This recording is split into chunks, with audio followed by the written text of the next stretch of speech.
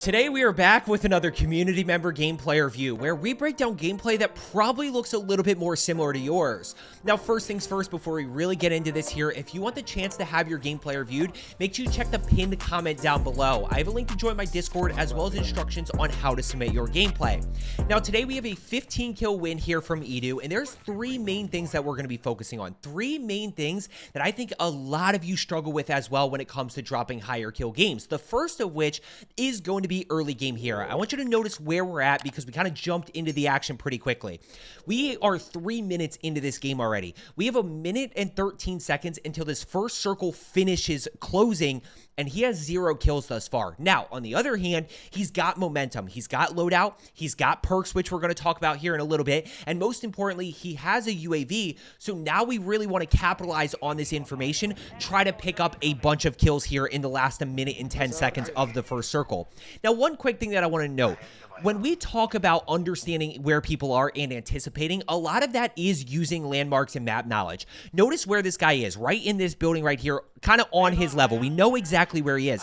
Notice which way Edu pushes. When we get this ping, he pushed to the left a little bit. This is that building landmark. Now, Edu looks right here and then ends up pushing to the left side where he gets the kill. Does that affect Edu getting this kill? Absolutely not. Could that affect Edu or you in the future where you kind of anticipate the wrong way when it's pretty obvious where that guy is and you end up taking more damage and the second enemy gets you? Yeah, that can absolutely happen. That's why I point that out. Now, right here, I want you to notice these two guys over to the left side. He's got the two guys over to his left. I also want you to notice here in a second, he's going to wait for these guys to potentially peek, and I want you to notice these snipers all the way in the back. Now, let's talk about decision-making right here, because we have two teams that we can challenge, and I want to really break down how we challenge these teams. Now, let's talk about the first one here. If we want to challenge these guys right here, let's break down positioning. 5 things with positioning. Information, we have a good sense of where these guys are. Next up is going to be the range. The range for our hemlock, we're in a really good spot here to get the down and thirst with the hemlock. Number 3 and 4 are going to be cover and high ground. We've got to get to a spot that we can, we have cover and high ground right here. Number 5 is going to be angles and repositioning to a better spot. This is where a lot of you struggle. We're not in the best position to challenge. This isn't the best angle to challenge these guys. So instead, throw your smoke down, push across. I'd probably play high ground and cover up top of this building here and see if I can shoot down on these guys and potentially get more kills. So that's how we challenge these guys that are right in this building. Now, these guys backside this way with the snipers, and I don't care which one you challenge. Obviously, these guys are a little bit easier because they're closer, but you could say, hey, I'm going to go challenge these guys. Well, how do we do that? Information, we have it. Range. This isn't a good range for the hemlock here, right? We're not going to be able to get it down or really do anything from this distance. We've got cover. We don't have high ground, but the biggest thing is repositioning. I would reposition around to this building right here, which is the one with the stairs, and then it has the platform on it, and it's actually got a little bit of high ground on this building. So I would push around. Even though it's a little bit of a slower play, it allows us to get a better angle and potentially get that down and put us in a better range for a fast TTK with the hemlock. What he ends up doing here is, I want you to notice the time. When he gets this down, it's about 45 seconds or so. Watch how long it takes for him to make a decision. This is where a lot of you struggle. You've got information on 2 different teams. Go ahead and just push one of them. The easy one is going to be the guys that are closer. It doesn't necessarily mean it's the right play. You could absolutely go push the guys on the back and challenge those guys, but you've got to find a way to reposition to get to that ideal range. Take the ladder, push around, but notice how much time it's taking, right? He's a little bit unsure about what he should do here and how to challenge those guys. Once again, guys, notice he's still waiting. Now he's going to go ahead and push up here, but at this point, we've wasted 40 seconds, and in the grand scheme of this game only being about 13 to 15 minutes, that's a significant amount of time. Now, if you are not subscribed here, if you're subscribed, you know this already, but if you're not, how I break down a 20 kill game is 6 kills in the first circle, 6 kills in the second circle, 4 kills in third circle, 4 kills in endgame. Here's why that's so important.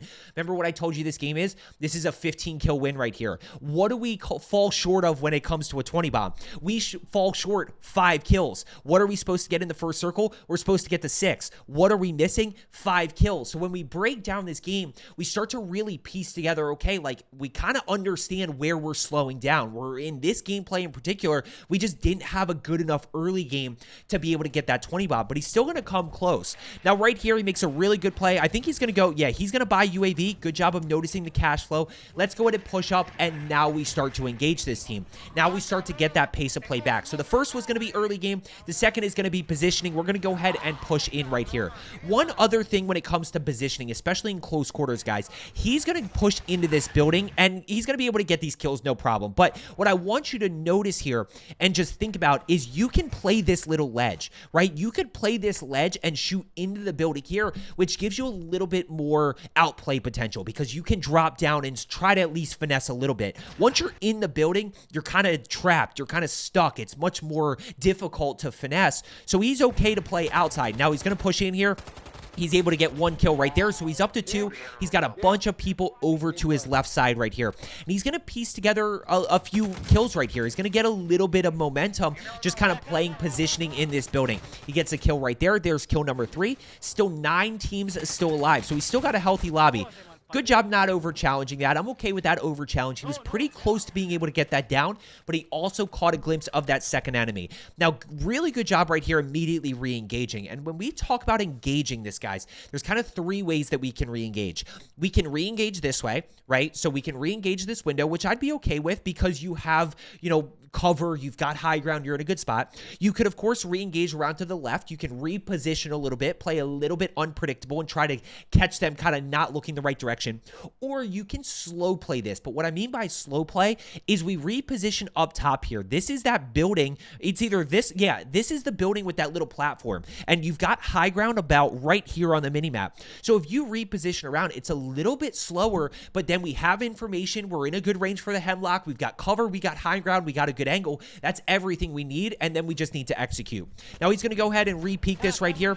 Let's see what he does. He's going to chow these guys. Got one on the head glitch. Just misses a few shots right there, but he is able to get the knock right about there. Good tracking. Kind of see aim assist helping out a little bit there, so take advantage of that for my controller players. Now he's got 4 kills. He's going to see 1 flying in. There's kill number 5. He doesn't get it just yet, but somebody's going to thirst it in a second. Now, Edu is part of my coaching program. This is something I talked about, which is the importance of high alert, guys. This is why I emphasize loadout so much, specifically when it comes to outplay potential, because he's going to wait a long time. What he told me is, Joe, I wasn't confident because I didn't know where anybody was. Which he's 100% right. We don't know. We didn't get that full kill to get enemy pings about where those teammates are. We don't have a UE. We don't have really anything. Trust your high alert. That is why high alert is so valuable, because you understand when somebody's looking at you and you can play your cover that way. So go ahead and push here. Start getting that momentum back. We're going to get kill number 5 right here in a second, but notice that he's just hesitant because he doesn't know where anybody is. That's where high alert is such a value, because you always know when you're getting looked at. Now we get the UAV up, right? All of a sudden, as soon as his teammates pop a UAV, he goes, oh, I'm good. I'm going to go ahead and push out. That's the level. That's where we start to explore other pieces of information, whether it's teams fighting, whether it's high alert, whether it's just, you know, seeing people, whatever it may be. Now, I want to highlight this in particular when it comes to your pace of play. This is a big area that a lot of you struggle with. This is a big downfall when it comes to why you're not dropping higher kill games, which is remembering information and chasing 1 kill. You know, guys, I always talk about chasing the one-on-one, right? We're looking to separate guys, get an easy one-on-one fight where we don't have to worry about other teammates. But in this moment, look at where the clusters are. As you're pushing this guy right here, you've got 2 pockets, right? You've got a huge cluster of people over here by like Horseshoe Building, by Suki, like over this direction somewhere. And then you have another team over this direction. You need to remember that information. You need to be, as you're looking at the mini map to go push somebody, I'm okay with you taking the free kill, but you need to remember that there are a bunch of people up top of that hill right there, because that is going to limit your wandering. That is where the action is. And what's going to end up happening here is they are going to see an enemy right here. We've still got the cluster over to the right side and a bunch of people over on the other side of the map. This is one where we still have 8 teams left, so they've got to be somewhere. We have 32 other people, and there's 1 guy flying over. What they do is what I see a lot of you do, which is you take yourself out of the action, right? You're not ever putting yourself into the action. They're going to go chase this kill, and I want you to remember this here. I'll skip forward a little bit. Right here, they're at 55 seconds, right? So let's call it a minute where they see this guy. Watch what happens here. We're going to keep pushing forward. I'm pushing forward in 10-second increments. We're going to keep pushing forward. We're going to keep pushing forward. Now, all of a sudden, we're in 3rd circle here. We're still chasing this guy. Also, notice where this guy is taking us. Look how far out of circle we are.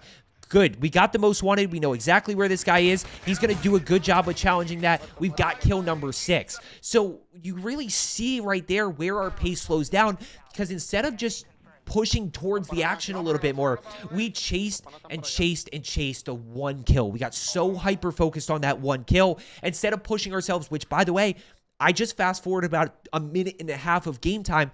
We still have 8 teams and a ton of players left. This is a very healthy lobby right here, and we are chasing 6 kills, right? So that just absolutely crushed our pace. Good shots right there. He's able to get that knock. Did he get that kill? I think somebody might have stole that kill unless he didn't get the thirst. Did they get the thirst on that yet?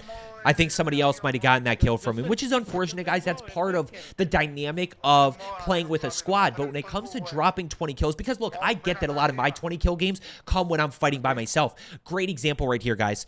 Let's pause, and then I'll go back to the squad dynamic of dropping 20. Right here, quick little positioning rundown. 5 things. Information, we got it. Range, not in a good range. Do we have cover? Yes. We have high ground? Yes. But in order to get into that range, we've got to reposition, so we have to push up much closer. That's just another great example of kind of those 5 main things. The other thing I will say here is trigger patience, right? If he shoots this guy, that guy knows that they are over here. So there's no need to try to shoot this guy. You're not going to really be able to get the down. You're not going to be able to do anything.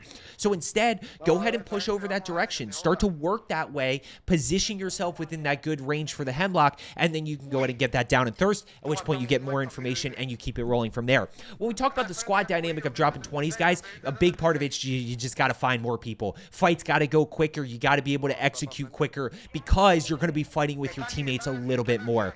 Now, right here, we've got 6 kills still with 8 other teams. Like I said, guys, he's going to finish with 15. This is that dynamic of Ashika where it's so different. The end games, you can pick up a ton. No information just yet. UAV would be great here. And actually, it does sound like they have some piece of information. They've got something. Right here is going to push in. I think he gets a kill right here. 7 teams still alive, so somebody just died. Notice he's just kind of waiting for his teammates a little bit, trying to get that knock because he doesn't really know where anybody is. There's a kill, down, thirsted, 2 guys across. Now, he does a really good job of challenging with momentum here. Really good job of challenging immediately based on the fact that, you know, look, he didn't take any damage. He knows where these guys are. Now, and he plays his cover well. Notice he plays that left-sided cover. He's going to tag just a little bit. He's got 7 kills. Now, I want to talk about this, guys, because this is another one that he struggles with, and I think a lot of you struggle with as well, which is your teammates being so over-aggressive, right? Look at where his teammates are. They are just straight in the action, and Edu gets a little bit nervous about that, right? I can't exactly push in. I don't want to 4-stack a building if they have claymores and prox mines and cluster mines and all that stuff in there.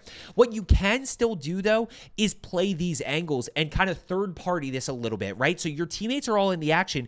If an enemy pushes out of this window or this window, if you're staying kind of on those two, you should be able to get a free knock. What is the natural move for somebody who just got shot, right? They're going to run away. Well, if your teammate shoots one of them and they, right here is where I'm talking about, stay locked onto those doors in case somebody tries to run away, you can easily get it down and thirst right there. I'm going to go ahead. Yep, I think he hears... He either hears one down below or he hears the prox mine. But notice how he's not in a position to get kills here, right? He's not able to it's not third party because they're on the same team, but he's not able to shoot somebody that's low health that's potentially pushing out to get to cover. So just another thing that you can work on. Do they have enough for... They do have enough for a UAV, but they don't... let's see if it's at the buy station. I don't know if they check it here. They absolutely should check it here just to get a sense of where everybody is. So now we're focusing on endgame, guys. Now we're all of a sudden, we're -9 here because we want to be at 16 at the end of the third. Like I said, this is where Ashika Island pacing gets weird. So we're -9 here, but we're going to pick up 8 kills and we're going to fall 5 short. So right here, another thing I do want to give you guys is save your precisions. This doesn't really do anything for you. You know, even if you get the down, you're not going to get the thirst because very rarely do precisions double damage, right? So if you get it down with somebody, you're not going to then get that thirst. Instead, reposition up a little bit, see if you can get a knock, right? Find a better range for the hemlock, find a little bit better angle, get a knock, and then use that precision to get the thirst if you can't get it. The other thing that you can do with a precision, which we don't see here, there's no need for it, good knock right there. And actually, we kind of see it there, it's just not the best use for it, which is pushing people off of hills or pushing people off of high ground. Because when you call in that precision, it forces them to move. This is an example of it, but just not the best. We want to kind of save it for if we're caught in a spot where we have to rotate, we're being held by a team high ground, at which point we call in the precision, it forces them to move, and we can kind of go fight them for it. But there we kind of see it forces them to move. Edu's able to get that knock. We got 7 kills right now. Still kind of chasing, still trying to piece something together. Still very healthy lobby. 20 people still left. Oh, yep. Yeah, he's all over the place right there. Just hip firing really well. 6 teams still alive, so we go 1 down. And I would start to push up into this hill, guys. I would start to push up here, play a little bit more high ground. You got 1 flying over at Suki. Still know there's people over here. We're just not 100% sure. He got kill number 8, right? So we got a full kill right there. Of course, once Resurgence disables, we no longer get minimap pings. There's one other thing that I really want to highlight here, which is gas mask plays, guys.